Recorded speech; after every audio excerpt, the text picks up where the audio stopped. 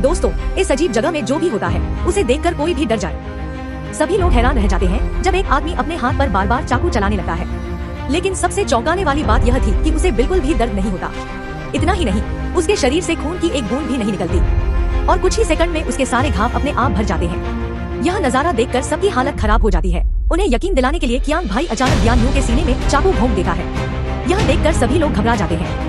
लेकिन अगले ही पल एक चमत्कार होता है। लियान यू का घाव तेजी से भरने लगता है और कुछ ही सेकंड में पूरी तरह गायब हो जाता है। अब सबको यकीन हो जाता है कि कियांग भाई सच बोल रहा था। उसी समय कियांग भाई के सामने उसकी मृत माँ की आत्मा दिखाई देती है। वह उसे उसके सबसे बड़े अपराध की याद दिलाने लगती है। इसके बाद कहानी फ्लैशबैक में चली जाती है। कुछ समय पहले कियांग भाई अपनी माँ को सूर्योदय दिखाने पहाड़ की चोटी पर लेकर गया था। शुरुआत में दोनों बहुत खुश थे और हंसी मजाक कर रहे थे, लेकिन थोड़ी देर बाद माँ ने शिकायत करनी शुरू कर दी। बात बात पर वह कियांग भाई को डांटने लगी।